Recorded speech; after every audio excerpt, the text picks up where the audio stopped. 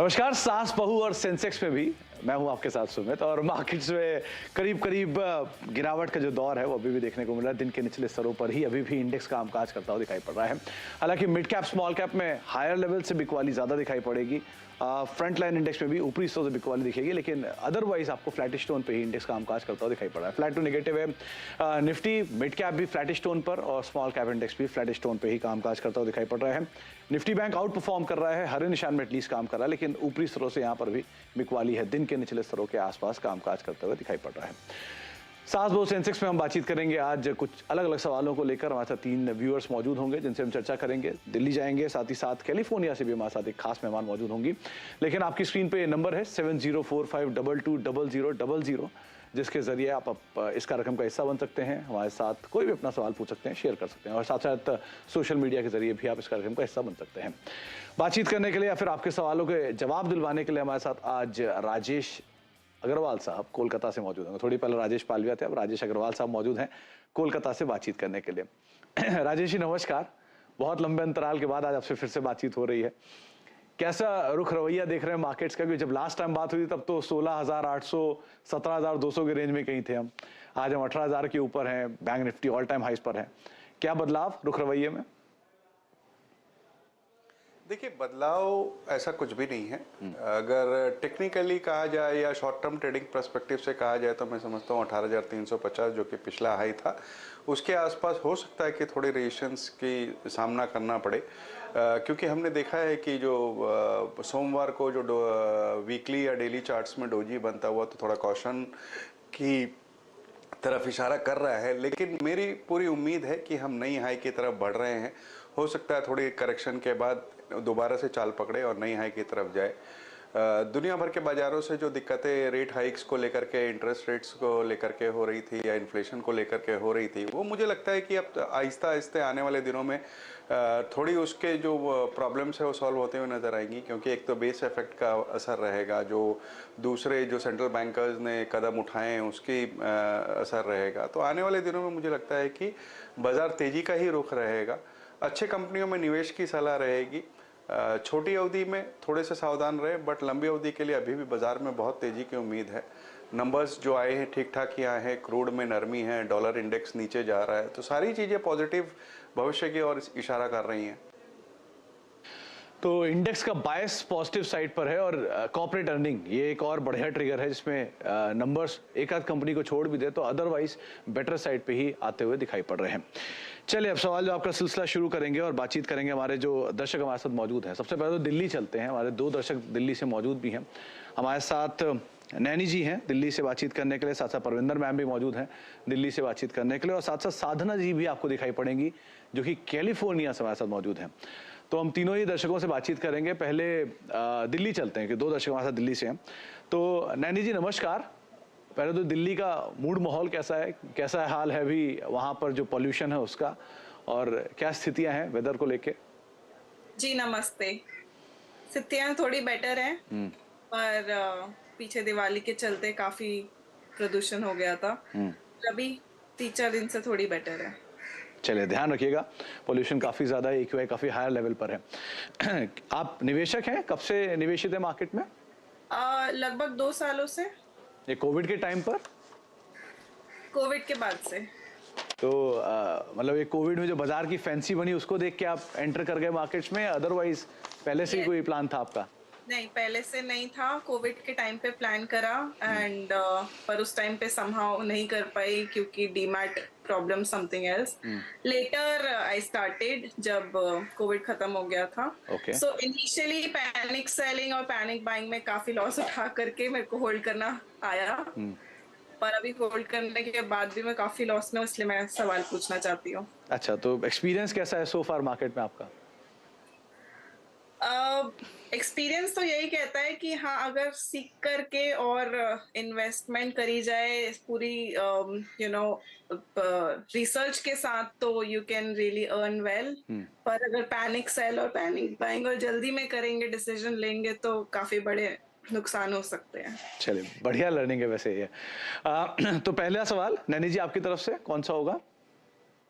मैं पूछना चाहती हूँ कि मैं होल्ड करती हूँ latent view analytics at the rate of 485 rupees. 183 shares है मेरे पास ये आप currently in जी आपने आईपीओ में लिया था राइट?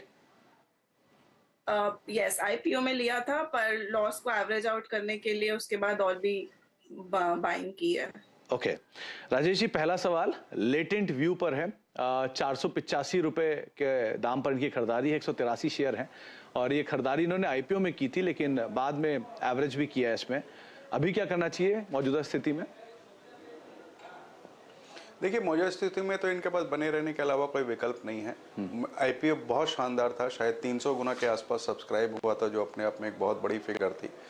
कंपनी एनालिटिक्स के बिजनेस में है, 95% रेवेन्यू यूएस से आता है, लेकिन कारोबार बहुत छोटा है इस वक्त। तो बाकी ये एक्विजिशन वगैरह को करने की फिराक में है, अगर कुछ ऐसा होता है तो ट्रिगर हो जाएगा। वैल्यूएशन अभी भी महंगे लग रहे हैं, लेकिन इस वक्त बनी रहें, कोई उछाल आए तो वहाँ पे निकल जाएं। तो नैनी जी, फिलहाल तो आपके लिए पहली राय यही कि आप बनी रहें अभी तो कोई भी, लेकिन उछाल मिले, तेजी मिले तो आप निकल जाएं, वो ज़्यादा बेटर है। और किसी भी नई कंपनी में जो भी कंपनी का आईपीओ आता है, अगर आप उसमें समय दे रही हैं तो ऑब्वियसली बात है पहले उसकी स्थितियां जांच लें, उसके बाद आप 1 साल के नंबर्स देख लें, सिचुएशन स्टेबलाइज हो जाए, उसके बाद कॉल लेना लंबी अवधि के लिए ज़्यादा बेटर रह पाता है। चलिए अब दिल्ली सीधे चलते हैं कैलिफोर्निया में हमारे साथ साधना जी मौजूद हैं। साधना मैम नमस्कार, स्वागत है आपका कार्यक्रम में। पहले तो अभी क्या समय है और बहुत बहुत शुक्रिया इस समय हमारे साथ वहां मौजूद रहने के लिए।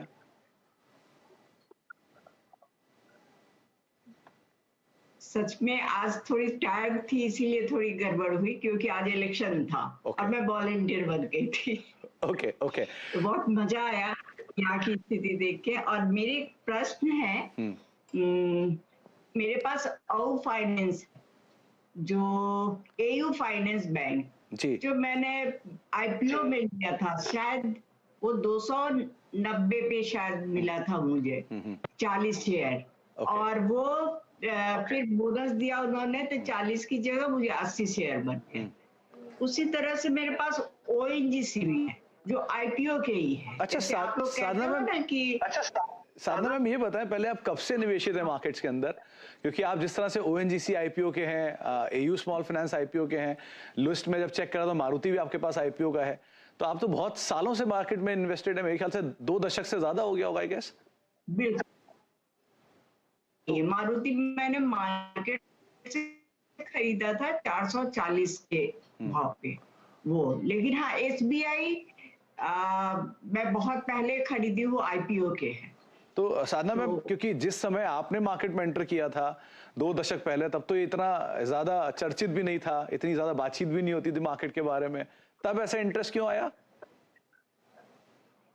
पता नहीं कैसे आया, शायद मेरा बेटा कानपुर में पढ़ रहा था IIT में, तो बोला मम्मा तुम SBI खरीदो, और मुझे बैंक जबरदस्ती ले गया। 5000 उसमें डाला हमने, सिर्फ ओनली 5000, जो 50 शेयर शायद उस समय मुझे अलाउड हुए थे। तो इंटरेस्ट जगा, उसके बाद फिर मैंने ONGC में अप्लाई कर दिया, ONGC भी मिल गया और इंटरेस्ट जगह। फिर अब उतनी पैसे की कमी नहीं है, इस मतलब भगवान ने दे दिया, तो चलो बच्चे सेटल हो गए, तो लगा कि कुछ जैसे अभी मैंने बहुत 2-3 आईपीओ में अभी भी यहाँ लगाई हूँ, देखती हूँ मिलता है या नहीं। तो साधना मैम, उस समय क्योंकि कंपनी का सिलेक्शन कैसे करते थे, क्योंकि SBI तो चले देश का सबसे बड़ा बैंक हो गया, ONGC सरकार की सबसे बड़ी कंपनी हो गई ऑयल एंड गैस की, तो क्या ऐसी जो बड़ी बड़ी कंपनियां होती थी उनको चुनते थे या किसी भी कंपनी को आप रैंडमली चुन के पैसा डाल देते थे?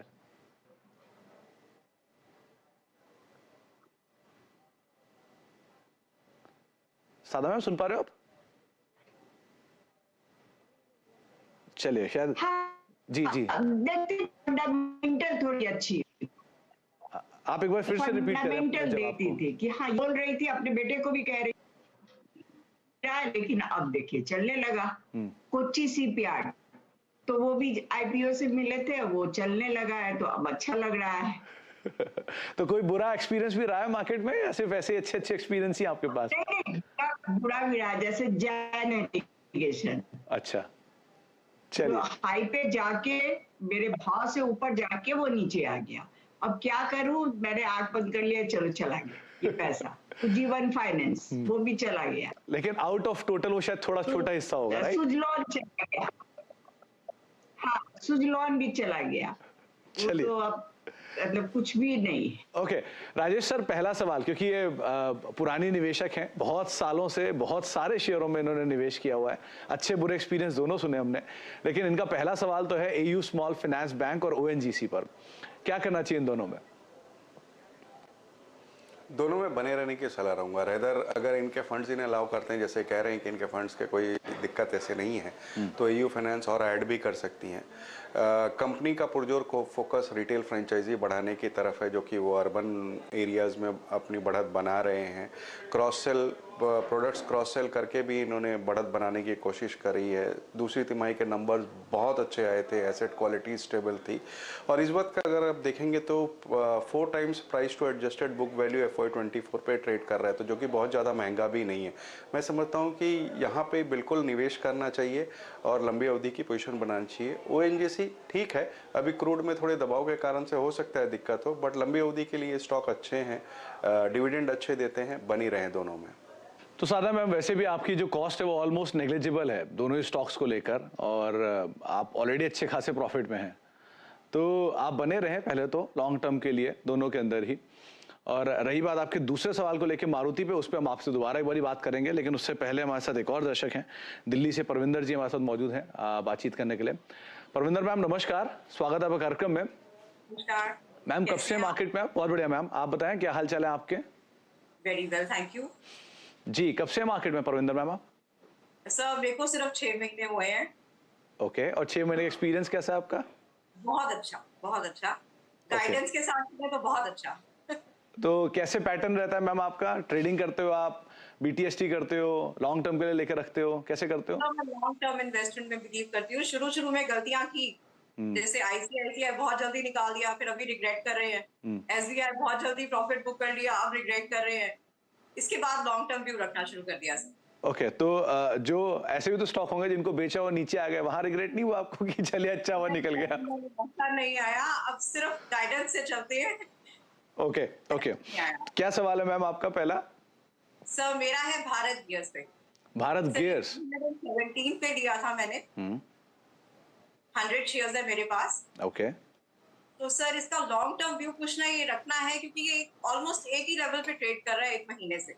तो मैम भारत गियर्स क्यों चुना आपने, क्या सोच के? कहीं और इन्वेस्ट करें। परविंदर मैम, भारत गियर्स क्यों चुना? सर इसका बोनस डिक्लेयर हुआ था और उस वक्त ये शेयर बहुत राइज कर रहा था। ओके, तो आपको लगा कि और चलेगा बोनस के नाम पर? हाँ जी, और ये चला भी। हाँ हाँ, उसके बाद चला भी था ये वैसे।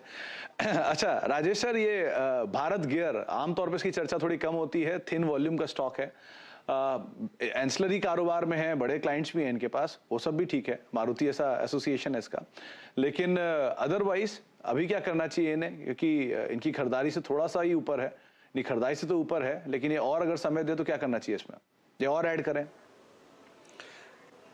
देखिए, चूंकि ये मुनाफे में है और इससे अच्छे विकल्प उपलब्ध है, मैं समझता हूँ इन्हें स्विच कर लेना चाहिए। अदरवाइज वैसे कंपनी खराब नहीं है, दिक्कत ये है कि एक तो थिन वॉल्यूम है, बहुत छोटी कंपनी है, 200 करोड़ का मार्केट कैप है, इसलिए कोई इंस्टीट्यूशनल इंटरेस्ट भी इसमें आता नहीं है। हालांकि कारोबार बहुत अच्छा है, 2 डिवीज़न है, एक तो गियर के और एक इंडस्ट्रियल फर्नेस के, दोनों ही अच्छे चल रहे हैं। ओईएम्स के साथ टाई अप है, केपेक्स ऑलमोस्ट ओवर हो गया है, और सेमीकंडक्टर चिप्स की जो शॉर्टेज की बातें थी वो पीछे छूट गई हैं। सब कुछ ठीक है, बट चूंकि बहुत छोटी कंपनी है और ये मुनाफे में, मैं समझता हूँ ये स्विच कर लें किसी बड़ी ऑटो एंसिलरी कंपनी जैसे LG Balakrishnan, FIM industries, Minda, यहाँ स्विच कर लें, बेहतर होगा, थोड़ी सेफ्टी रहेगी। परविंदर मैम, वैसे तो कंपनी ठीक है, लेकिन ज़्यादा बेटर ऑप्शंस मार्केट में अवेलेबल हैं, तो आप एटलीस्ट उनको भी देख सकते हैं, तो कई सारे नाम हैं, उनके नंबर्स अच्छे आए हैं, आप उनको तलाश लीजिए, ज़्यादा बेटर रहेगा। अच्छा, नैनी मैम हमारे साथ बनी हुई हैं। नैनी मैम, नेक्स्ट क्वेश्चन आपका क्या है? मैं ये पूछना चाहती हूँ कि ओवरऑल पोर्टफोलियो मेरा अभी लगभग 20% के लॉस में है, जिसके अंदर मेरे पास लगभग सारे आईपीओ के शेयर्स हैं, which is Paras defence 197, then latent view जैसे हमने डिस्कस किया। तो इस कैपिटल को मैं टच नहीं करके, क्योंकि मेरे पास होल्ड करने के अलावा कोई और ऑप्शन नहीं है, तो नया इन्वेस्टमेंट करना चाहती हूँ। तो कुछ ऐसे सजेशंस मुझे चाहिए जिसमें मैं 6-7 महीनों में कुछ प्रॉफिट देख पाऊँ। अच्छा मैम, सारे आईपीओ में आपने 197 का भी नाम लिया, आई थिंक पेटीएम का, इसका भी आईपीओ आपके पास? हाँ जी, आईपीओ नहीं है पर आईपीओ के बाद लिए थे। तो जब इतनी मासिव अंडर परफॉर्मेंस आ रही थी तब आपने इसमें क्यों एंट्री किया? अह, बस कुछ सजेशंस की वजह से। चले मैम, ऐसा कई सारी गलतियां होती रहती हैं और कई सारे स्टॉक्स ऐसे होते हैं पोर्टफोलियो में जो अक्सर लॉस दे जाते हैं, लेकिन हैविंग सेड दैट अभी तो आप एटलीस्ट बने रहे, जो राजेश सर कह भी रहे थे। राजेश सर, 3 स्टॉक्स जो इन्होंने जिक्र किया उसमें लेटेंट व्यू पे हम बात कर चुके हैं। 197 पारस डिफेंस जैसे स्टॉक इनके पास ऑलरेडी हैं जिसमें ये आईपीओ में अपनी पोजीशंस ले चुकी हैं, लेकिन सवाल ये है कि नया पैसा अगर लगाना हो तो इसको अगर असाइड रख दें तो कौन कौन से स्टॉक्स हैं जहां पर आप रिकमेंड करते हैं? क्या लीडर्स के साथ जाएं, सेकंड बेस्ट लीडर्स के साथ जाएं, क्या करें?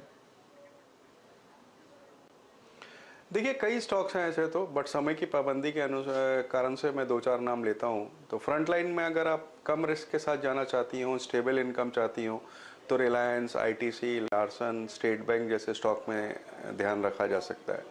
या सेकेंड लाइन में आप जाना चाहती हो जहाँ थोड़ा ठीक ठाक रिस्क हो लेकिन रिटर्न भी अच्छे हो, तो वहाँ मुझे लगता है कि IRCTC, LG Balakrishnan, FIM industries, make money, फिनकैम, ये सब कुछ स्टॉक है जहाँ ध्यान रख सकते हैं।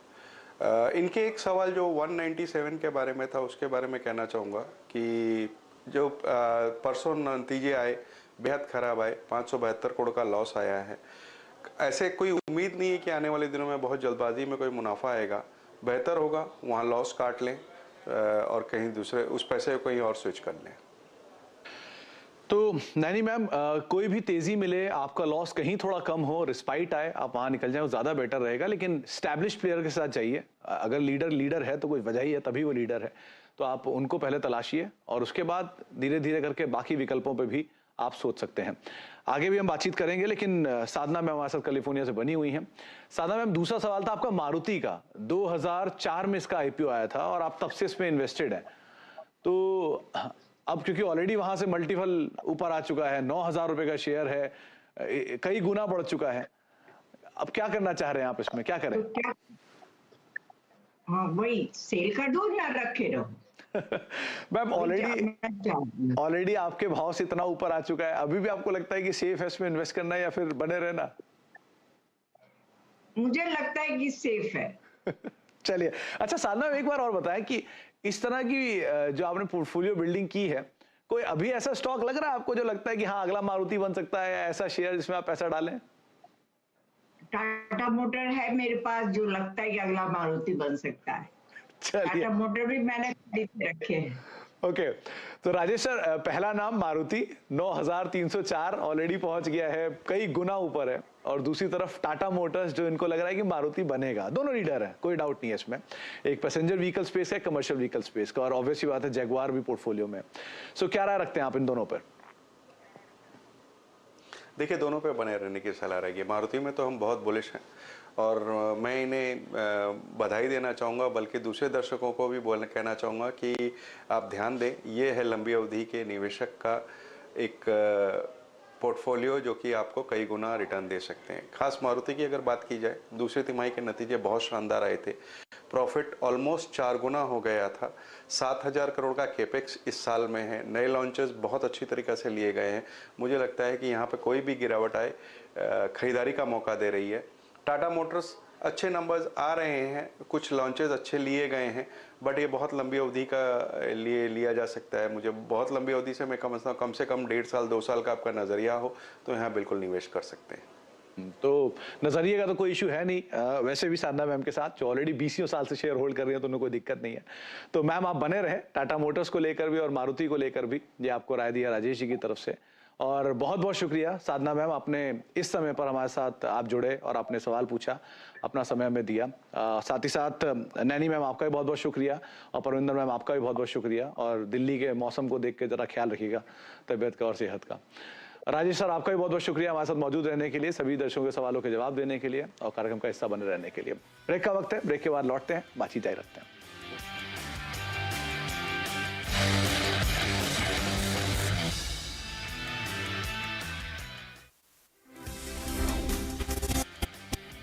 फ्यूचर एक्सप्रेस में आप सभी का स्वागत है। एफएनओ मार्केट का हर एक्शन 2790 से चलकर 3006 के आसपास, अब इसमें 250 अंकों के आसपास का मूव देख चुके हैं। कॉल ऑप्शन ले या पुट ऑप्शन 17550 का जो कॉल है वो 85 to 90 के आसपास खरीदारी कर सकते हैं। फिलहाल निफ्टी पे वेट एंड वॉच करना चाहिए। जानिए किन स्टॉक्स में होगी आपकी जबरदस्त कमाई।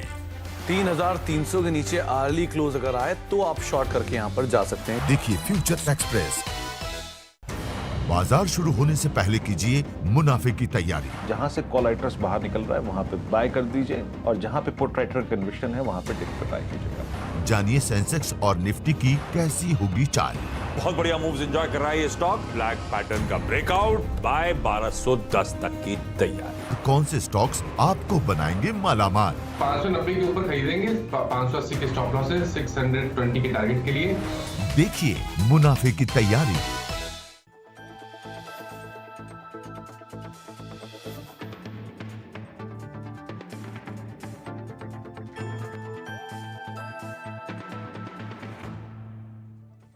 टैक्स बचाने का हो टेंशन या फिर पेचीदे टैक्स नियमों की उलझन, अटका हो रिफंड या मुश्किल में फंसा हो आपका रिटर्न, हर मुश्किल सवाल का आसान जवाब है टैक्स गुरु, जहां आप ना सिर्फ अपना टैक्स बचाते हैं बल्कि हम टैक्स की उलझनों को सुलझाने के गुर भी आपको सिखाते हैं। नमस्कार, मैं हूं लक्ष्मण राय और आज आपके सवालों का जवाब देने के लिए हमारे साथ हैं जाने माने टैक्स एक्सपर्ट शरद कोहली साहब। सर, आपका स्वागत है CNBC आवाज में। हमने देखा है कि विदेश में रहने वाले भारतीय अपने घर पे परिवार को, माता पिता को पैसे भेजते रहें, लेकिन इन दिनों विदेश में पैसा भेजने का चलन बढ़ता जा रहा है। अगर रिजर्व बैंक के आंकड़ों को देखें तो पिछले 8 साल में बाहर भेजे जाने वाली रकम में करीब 280% से भी ज्यादा की बढ़ोतरी हुई है। अब सवाल उठता है कि जो लोग बाहर पैसा भेजते हैं क्या उनको भी टैक्स देना पड़ता है?